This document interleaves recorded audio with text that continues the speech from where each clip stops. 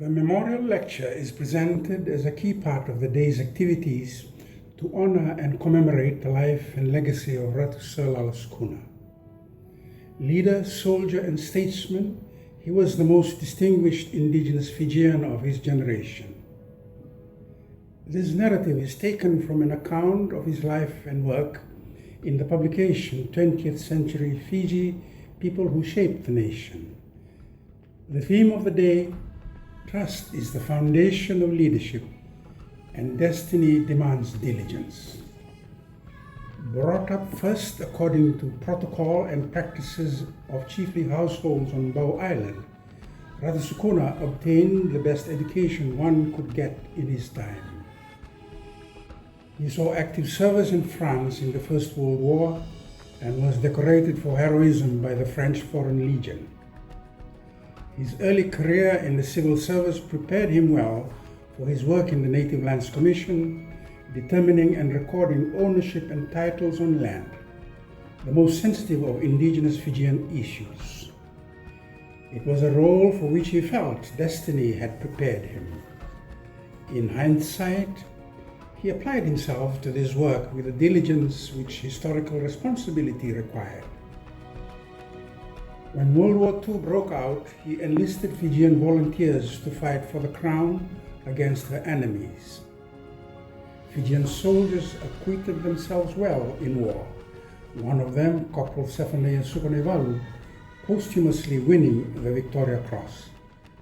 Ratu Sukuna saw active service as a rite of passage, marking the Fijians as ready to assume their destiny on their terms.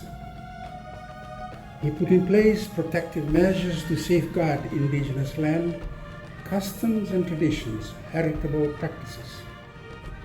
In meetings of the Mbosilevu Waturanga, Great Council of Chiefs in the 1930s, at provincial council meetings and informal discussions, he overcame the chiefs' reluctance to cede control of their land to a statutory body established by the colonial government.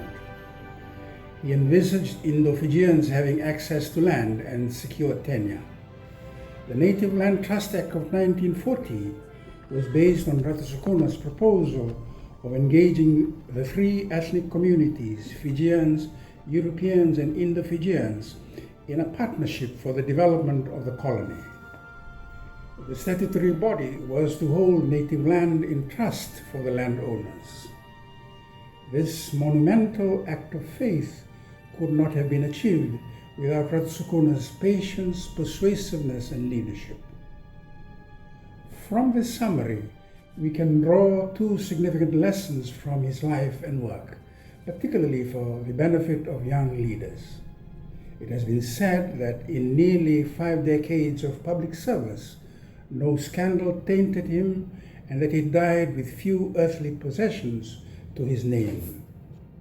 The first lesson: no leader can break trust with the people and expect to keep influencing them.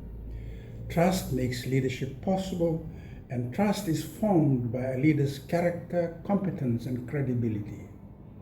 The creation of the Native Land Trust Board, now Itoke Land Trust Board, was a remarkable act of trust bestowed on Ratu Sukuna by the people.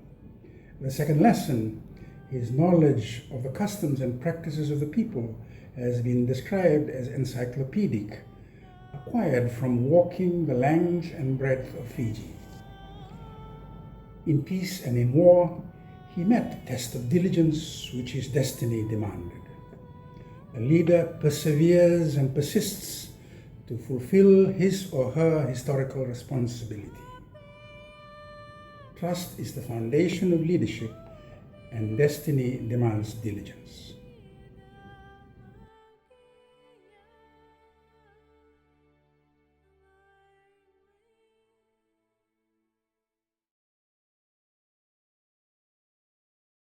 And with our humble loyalty and duty to the throne and person of your Majesty, we, the people of Fiji, today welcome your Majesty and His Royal Highness, the Duke of Edinburgh, to this colony. Apart from the great pleasure which your Majesty's visit gives to us all today, it will still further strengthen the bonds of affection and loyalty which bind us to the throne and person of your Majesty.